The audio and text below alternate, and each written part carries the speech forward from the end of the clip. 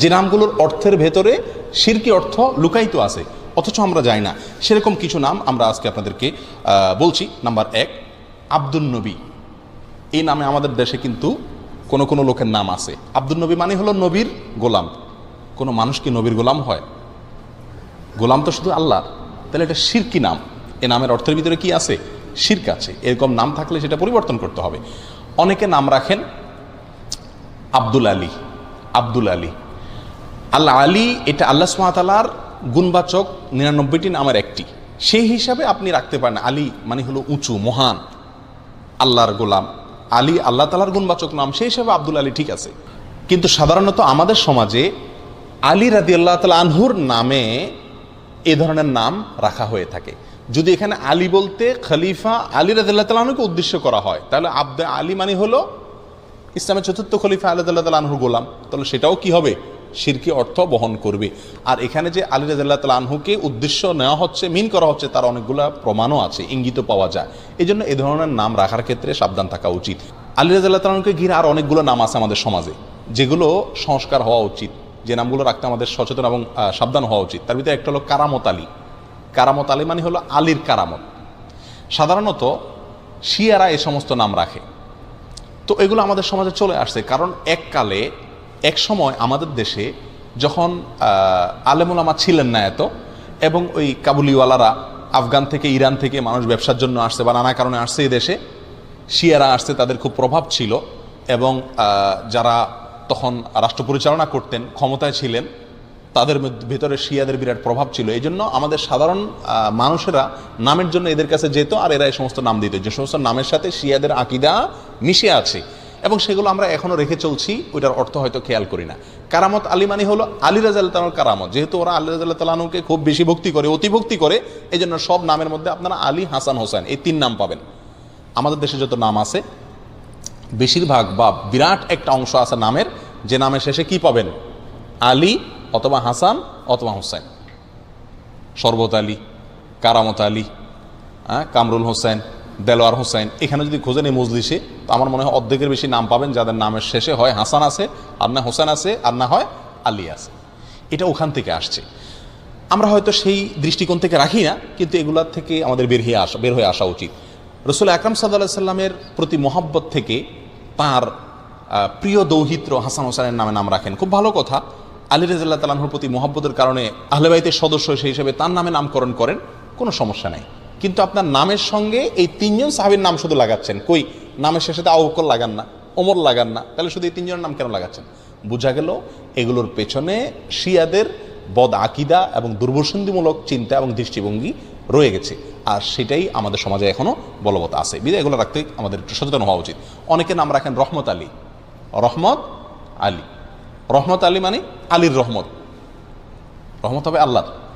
ওই যে বললাম, এখানে আলী যদি আল্লাহর গুণবাচক নাম উদ্দেশ্য হয় তাহলে ঠিক আছে, কিন্তু সেটা হওয়ার সম্ভাবনা কম। অনেকে নাম রাখেন ফজলে আলী। ফজলে আলী মানেও কি? আলীর দয়া। তো এটাও মানে যদি আলী তার মিন হয়, এখানে উদ্দেশ্য হয়, তাহলে এটাও ঠিক হয় না। অনেকে নাম রাখেন গাউসুল আজম। অনেকে আব্দুল কাদের জিলানী রাহমাতুল্লাহ আলাইহিকে বলে কি গাউসুল আজম। গাউসুল আজম মানে হলো সবচেয়ে বড় সাহায্যকারী, রক্ষাকারী। যিনি সবচেয়ে বড় রক্ষাকারী তো আল্লাহ সুবহানাহু ওয়া তাআলা। এটা কোনো মানুষকে বলা যায় না, অতএব এটাও শিরকি নাম। এ নামের অর্থের ভিতরে শিরক আছে। অনেকে নাম রাখেন নবী। আমার পরিচিত গ্রামের ভিতরে একজন আছে, তার নাম হলো নবী। অনেকে নাম রাখেন নূর নবী। নূর নবী মানে নবীর নূর। এই সমস্ত নামগুলো একেবারেই অনর্থক এবং অশুদ্ধ নাম। অনেকে নাম রাখেন রাসূল আমিন। আমার দেশে কোনো কোনো লোকের নাম আছে কি রাসূল আমিন। রাসূলুন আমিন, এটা আমাদের রাসূল আকরাম সাল্লাল্লাহু আলাইহি ওয়াসাল্লামের একটা বৈশিষ্ট্য, যে তিনি আমানতদার রাসূল। এখন আপনি আপনার ছেলের নাম রাখলেন রাসূল আমিন, এটা খাটে না, একেবারেই অশুদ্ধ একটি নাম। অনেকে নাম রাখেন রসুলুল্লাহ। আমি দেখছি রসুল্লাহ নামের লোক আমাদের দেশে। রসুল্লাহ মানে কি? আল্লাহর রসুল। তো কীভাবে আল্লাহ রসুল হলো? এটা তো একেবারেই অশুদ্ধ একটা নাম। কথা বুঝে আসছে? অনুরূপভাবে আরেকটা অশুদ্ধ নাম আছে আব্দুস সুবহান। অনেক আলেমের নামও পাওয়া যায় আব্দুস সুবহান। আব্দুস সুবহান এই নামটাও ঠিক না। কেন ঠিক না? কারণ আব্দুন যোগ করে নাম রাখা যাবে আল্লাহর 99টা নামের শুরুতে। আল্লাহর 99টি গুণবাচক নামের শুরুতে আব্দুন যোগ করে আপনি কি করতে হবে? রাখতে হবে। কারণ আল্লাহর নামগুলো নির্ধারিত। আল্লাহর জন্য কোনো মন গড়া নাম আপনি আমি নির্ধারণ করার সুযোগ নাই। সুবহান নামে আল্লাহর কোনো গুণবাচক নাম নাই। সুবহান শব্দের অর্থ হলো পবিত্রতা বর্ণনা করা। তো পবিত্রতা বর্ণনা করার গোলাম এটা কোনো নাম হতে পারে না, এবং এটাকে যত রকম ব্যাখ্যাই করা হোক না কেন এটা কোনো অবস্থাতে টেকে না এবং শুদ্ধ হয় না। বিধায় আব্দুস সুবহান নামটাও সঠিক না। ওই যে বললাম আব্দুন যোগ করে নাম রাখতে পারবেন কোনগুলো, যেগুলো শেষে আল্লাহর 99 নামের কোনো একটা যুক্ত আছে সেগুলো রাখতে পারবেন শুধুমাত্র। অতএব আব্দুস সুবহান যেহেতু আল্লাহর, সুবহান যেহেতু আল্লাহর কোন গুণবাচক নাম না, অতএব আব্দুস সুবহান নামটা কি না, সঠিক না। আরেকটা নাম আছে জিল্লুর রহমান। বহু লোকের নাম পাওয়া যায় আমাদের দেশে। আমাদের প্রয়াত প্রেসিডেন্টের নাম ছিল জিল্লুর রহমান। জিল্লুর রহমান, জিল্লুন শব্দের অর্থ হলো ছায়া। জিল্লুর রহমানের অর্থ হয় আল্লাহর ছায়া। তো আল্লাহর ছায়া আছে এটা আপনি কোথায় পাইছেন? কোরআন হাদিসে কোথাও আল্লাহর ছায়া আছে এরকম কোনো কথা আমরা পাইনি। অতএব এই নামটাও সঠিক না। যদি কেউ এই উদ্দেশ্যে রাখে যেখানে আল্লাহর ছায়া বলতে আল্লাহর দয়া অনুগ্রহ বোঝানো হচ্ছে, তাহলে সেটাও রাখা যাবে কি না সেটা ব্যাখ্যা সাপেক্ষ বিষয়, আমার মনে হয় না। বিধায় এই জিল্লুর রহমান এই নামটাও অ্যাভয়েড করা উচিত। অনেকে নাম রাখে আবুল বাশার, হাস্যকর একটা নাম। আবুল বাশার নামের অর্থ জানেন? আবুল বাশার মানে হলো, বাশার মানে মানুষ, মানুষ জাতিকে বলা হয়, গোটা মানুষ জাতি, মানব জাতিকে বলা হয় বাশার। আর আবুল বাশার মানে হলো গোটা মানব জাতির পিতা। এটা তো আদম আলাইহিসসালাম। আবুল বাশার কে? আদম আলাইহিসসালাম। এখন আপনি আপনার ছেলের নাম রাখছেন আবুল বাশার, এখনো একটা ছেলেই জন্ম দিতে পারে না, সে কিভাবে গোটা মানব জাতির পিতা হয়? অতএব এটাও ভুল নাম। অনুরূপভাবে নামের ক্ষেত্রে আরেকটা ভুল আছে, সেটা হলো অনেক সাহাবীদের নাম এবং টাইটেল, নাম এবং টাইটেল উপাধি যেটা, এই দুইটাকে একসাথ করে আমরা নাম রাখি, এটা চরম ভুল। যেমন ওমর ফারুক, বহু লোকের নাম আছে না? ওমর একজন সাহাবীর নাম, ইসলামের দ্বিতীয় খলিফার নাম।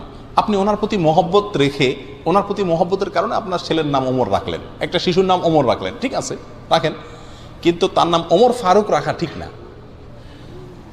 আবু বকর রাদিয়াল্লাহু তাআলার প্রতি মহব্বতের কারণে আপনি আপনার একটা শিশুর নাম রাখলেন আবু বকর, রাখেন, সমস্যা নেই, কিন্তু আবু বকর সিদ্দিক হয় না, কারণ সিদ্দিক এটা ওনার টাইটেল, এটা পৃথিবীতে আর কোনো আবু বকরের সাথে যুক্ত হবে না। আপনি ওসমান রাখলেন, সাথে গনি রাখেন।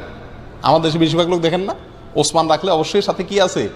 গনি আছে। না ভাই, ওসমান রাখলে আর গনি রাখবেন না, কারণ ওসমান রাদিয়াল্লাহু তাআলার মহব্বত আপনি ওসমান রাখছেন ঠিক আছে, কিন্তু গনি মানে ধনী, এটা ওনার উপাধি, এটা আর কারোর সাথে যুক্ত হবে না। কথা বুঝে আসছে? আবু আইয়ুব একজন সাহাবী, যিনি হিজরতকারী সাহাবীদেরকে অনেক নসরত করছেন, সাহায্য করছেন, এই জন্য ওনার নাম হয়ে গেছে আবু আইয়ুব আনসারি। উনি আনসার ছিলেন সেজন্য। এখন আপনি আপনার ছেলের নাম রাখলেন আবু আইয়ুব আনসারি, সে আনসার কবে হলো? কথা বুঝে আসছে? অনুরূপভাবে বহু সাহাবায়ে কেরামের বিশেষ বিশেষ কিছু টাইটেল আছে, এই টাইটেলগুলো কারোর নাম হতে পারে না। আমি যদি একটা এক্সাম্পল দিই বিষয়টা পরিষ্কার হবে। যেমন মোহাম্মদ, এ নামে নাম রাখা যায় কি যায় না? মোহাম্মদ নাম রাখা যাবে, সহিহ মুসলিম হাদিসে আসছে। এখন আপনি যদি মুহাম্মদ সাল্লাল্লাহু আলাইহি সাল্লামের যে একটা টাইটেল ছিল, নামের পর একটা টাইটেল, সেটা কি? মুহাম্মাদুর রাসূলুল্লাহ। এখন আপনি যদি আপনার সন্তানের নাম রাখেন মুহাম্মদ রাসূলুল্লাহ, খাটবে? আপনার সন্তান কি আল্লাহ রসুল মুহাম্মদ? না, এটা তো অন্য মুহাম্মদ। আরও সহজ হবে, পরিষ্কার হবে আমাদের দেশের এক্সাম্পল দিলে। শেখ মুজিবুর রহমান, মরহুম শেখ মুজিবুর রহমান, ওনার প্রতি মহব্বত করে আপনি কোনো সন্তানের নাম রাখলেন মুজিবুর রহমান, এটা ঠিক আছে, চলে। জিয়াউর রহমান, মরহুম জিয়াউর রহমান, তার প্রতি মহব্বত করে আপনি আপনার কোনো সন্তানের নাম জিয়াউর রহমান রাখলেন, এটাও চলে। চলে না? চলে না। এবং অনেকে রাখেও। আপনি যদি রাখেন বঙ্গবন্ধু শেখ মুজিবুর রহমান, তাহলে নামটা কি শুদ্ধ হবে? আপনি যদি প্রেসিডেন্ট জিয়াউর রহমান রাখেন, এটা শুদ্ধ হবে? আপনি যদি বেগম খালেদা জিয়া রাখেন, শুদ্ধ হবে? আপনি যদি প্রেসিডেন্ট হোসেন মোহাম্মদ এরশাদ রাখেন, শুদ্ধ হবে? কেন হবে না? কারণ হলো এখানে তাদের নাম এবং টাইটেল দোনোটা আপনি দখল করছেন। শুধু নামটা আপনি নেন মহব্বতে, সেটা হতে পারে, এটা গ্রহণযোগ্য, এটাকে সমাজ গ্রহণ করবে, কিন্তু আপনি টাইটেলটাও যুক্ত করেন, এটা হতে পারে না। বিধায় সাহাবায়ে কেরামের নাম আমরা রাখতে পারি, কিন্তু তাদের টাইটেলটা কি করা উচিত না? দখল করা উচিত না। এই ভুলটা আমাদের দেশে অহরহ হয়ে থাকে। আরও বহু নাম আছে যেগুলোর ভিতরে ভুল ত্রুটি হয়। তাহলে এই সমস্ত নামগুলো আমরা সাধারণত রাখবো না, যেগুলোর অর্থের ভিতরে কি আছে, কোনো শিরকি আকীদা আছে, অথবা যেগুলা অর্থের ভিতরে খারাপ কোনো দিক আছে, বা সেগুলোর অর্থের ভিতরে আপনার কোরআন এবং সুন্নাহর সাথে কোনো প্রকার কি আছে, সংঘর্ষ আছে।